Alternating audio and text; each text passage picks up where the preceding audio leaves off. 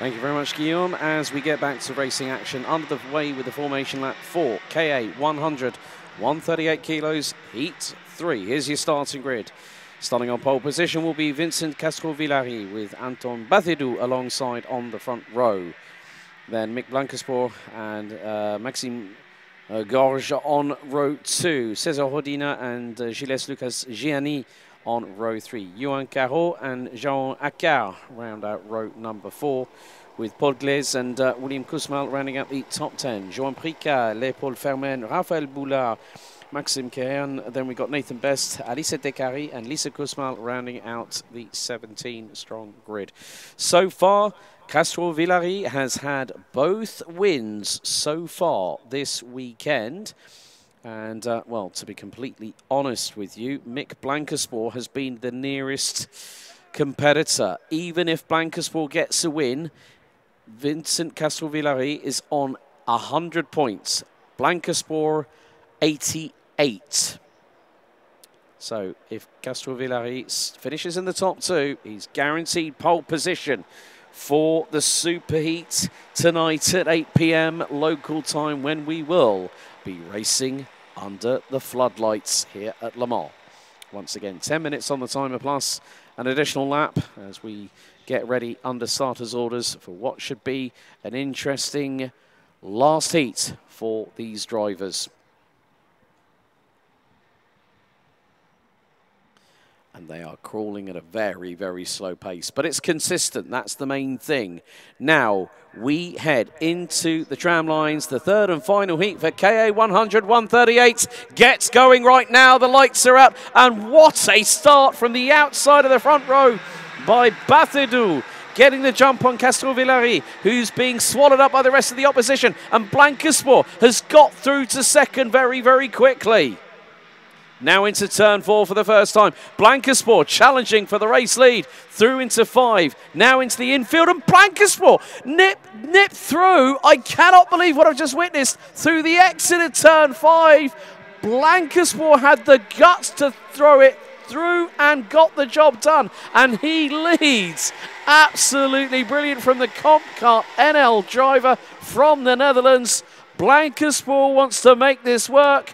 And now he said to the driver behind, don't fight me on this. Let's just keep going. And one of the biggest things is, I'm looking to see how far back Castro-Villari is. We complete the opening lap of the race. Blancaspoor leads. Bathedou. Castro-Villari down to 5th place after the opening lap. Now, 5th place is 36 points. So, 50 for a win, 44 for second. I'm going to do a little bit of quick mathematics here, Guillaume. But at least it's with the calculator, so at least I don't write it on a piece of paper and then cause myself a bit of an affray. So, if Castro-Villari finishes in 5th, that's 136. Blancaspoor. Le pilote néerlandais qui pour l'instant est bien occupé à creuser l'écart pendant que vous faites vos petits calculs, mon cher Alex. 3 dixièmes d'avance presque sur Anton Bathedou. Regardez-moi ce peloton encore ô combien compact à l'approche, et le châssis Respi là-bas qui s'infiltre. C'est le numéro 706 de César Rodina, si je ne m'abuse là-bas. Mais non, il s'agit de Paul Glaise. Toutes mes excuses, de la 7e à la 6e place sur Gilles Lucas Gianni. Et c'était aussi César Rodina qui en a profité pour prendre l'avantage sur Anton Bathedou du Ludo Racing pour le gain de la 2e place. Donc les poursuivants commencent un peu à trouver le rythme dans cette manche qualificative de la KA100 138. Il s'agit bien sûr de la 3e et dernière manche de la catégorie. Seuls les seniors, évidemment, ont 5 manches pour chacun des pilotes à disputer tout au long du week-end. Sinon, c'est 3 pour les autres catégories. C'est la 3e et dernière, donc ce sera décisif dans le cas, en ce qui concerne évidemment les places à obtenir sur la grille de départ de la super manche. Mais pour l'instant, Mick Blancaspoor tient le bon bout, creuse l'écart en profitant du fait que ses poursuivants sont occupés pour l'instant à en découdre. Une demi-seconde au dernier pointage. César Rodina devant son équipier Anton Bathedou. 4e place pour Vincent Castro-Villari qui s'est lancé pour la pole position. Ça passe à la chicane et c'est pour le gain là-bas, plus loin dans le peloton, mais très très beau dépassement, très belle manœuvre pour le pilote. C'est Maxime Gorge du Mia Racing qui a pris l'avantage sur Ewan Carotte. C'était pour la 6e place, alors que dans le premier virage, eh bien, ils sont 3 dans la même image, a donné la chasse et ça va passer à la corde du virage numéro 3. C'est osé, mais c'est bien fait pour Antoine Batedou qui passe devant César Rodina. Alors, on ne se fait pas de cadeau entre équipiers évidemment, mais il s'agit de la jouer, on va dire intelligemment aussi, pour ne pas se mettre au tas comme on dit, pour donner la chasse au leader. Mick Blankensport, évidemment, n'attendait que ça pour creuser davantage l'écart. 3 petits dixièmes, ce n'est pas encore suffisant pour se reposer sur ses 2 oreilles. Il va devoir rester attentif jusqu'au bout de cette épreuve. Mais quoi qu'il en soit pour l'instant, avec 2 victoires en 2 manches, Vincent Castrovillari, 4e seulement dans cette épreuve, tient le bon bout au niveau du classement. Well, the thing is, Castrovillari, if he finishes 5th or lower, it's pole position for the super heat later on for Mick Blankensport. But at the moment, Castrovillari will, in second, secure 144 points. But he wants the clean sweep. He wants to make damned sure that he has got that on merit and on track. But Blankensport and Castrovillari, I think these are the 2 main protagonists that are going to duke it out in the final tomorrow. But the superheat is also a crucial point of building your points tally. And of course, with the superheat, you get more points associated. So that can make the difference between you starting first on the grid or maybe the outside of row 4 from a hypothetical perspective. But you can see that Castrovillari has had Blankensport's number, but Blankensport has shown that his consistency is his meal ticket, and that is what is crucial here. Oh, superbe, là, je me permets de vous interrompre par un superbe dépassement. Et Juan Caro qui a pris l'avantage sur Maxime Gorge pour la 6e place là-bas. And change for the lead, there we go. Castrovillari through on Blankensport for the race lead as we hit the halfway point in this race. Just over 5 minutes to go, plus an additional lap for our KA100 138s. We'll next up have 158s, we'll then have X30 juniors. Then we'll go back to seniors for a couple of heats before we round out mini FR60 and the Ladies Cup for their heats. And then the 2 final races will be the 14th and 15th qualifying heats for X30 senior. It kind of reminds me of round 4 of the Iame Series Benelux the week before the X30 Euro Series finale at Genk back in August. And we had a bumper grid, nearly 300 total drivers, and we had about the same in terms of density of numbers of the senior X30. But Castrovillari, it's getting a bit closer now. Top 5 covered by 8 tenths. So what this says to me, Castrovillari might not be feeling so secure right now in that lead position because he's being the hunted and everyone else is the hunter. Oui, en effet, Vincent Castrovillari qui, on l'aurait pensé à meilleure fête dans cette épreuve. Lui, eh bien, qui s'est lancé depuis la pole position et qui est de retour en tête, juste devant Mick Blankensport.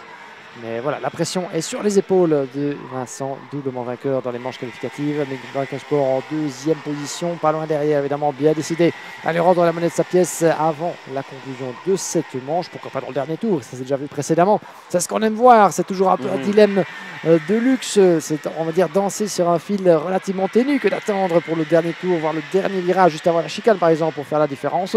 Ça peut surprendre, ça peut déstabiliser.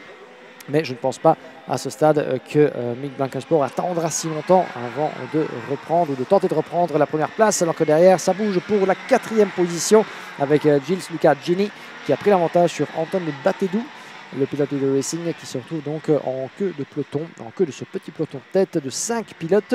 Nous avons un écart conséquent, 3,3 secondes et Ewan Carotte qui suit au 6e rang devant Maxime Gorguet, Paul Glaise, William Kusmol et Léopold Fermen qui ferment la marche en 10e position. 11e place pour Johan Prisa devant Raphaël Bourlard, Maxime Kayanian, Nathan Best, Alissa Dekari, Lisa Kusmol et Yaoun Akar. Les 17 pilotes en tête, 17 pilotes au départ devrais-je dire, sont toujours avec nous et on est de retour avec ceux qui sont en tête. Il y avait une première tentative, du moins de la part d'Antoine Batedou à l'approche du virage numéro 14. Il a tenté d'aller renifler en quelque sorte à l'intérieur de son équipier César Rodina. Peut-être un premier avertissement qui pourrait se transformer en tentative au virage numéro 1. Sera-ce le cas? Et il pourrait profiter d'une meilleure sortie de virage côte à côte.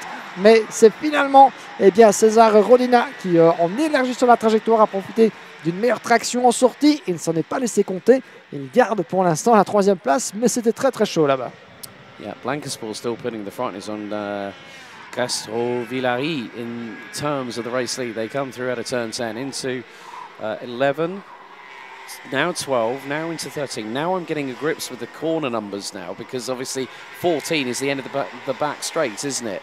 So it's Guillaume was showing the track map. Do you want a map? I was going to say we might just stick it in the centre, just so at least we got it as a reference point. You know what? I'll stick it there. But yeah, 17 corners. But with 1:38 to go, Castrovillari cannot rest on his laurels. However, change for third. That was Rodina from Ludo Racing up the inside of Gianni from OKS. So change for P3. Now what this is allowing is that Blancasport and Castrovillari are having their own tête-à-tête, their own battle. So, but the thing is, if it finishes like now, that will be 150 points in terms of the ranking after heats for Castrovillari. Mick Blancasport. That's going to be, I would say, 140, well, give or take. It's 88 points for 2 seconds. You add 44. You're not going to quite get to about 140 points. You're going to be, that's going to be 126. 126. So it's a, well, yeah, 126, 130. So, oh, and it's a change again for third place. This battle's really heating up. It's getting a bit fiery there. So that was Gianni through on Rodina for P3. But yeah, Blancasport doing a, I think has done a very, very good job.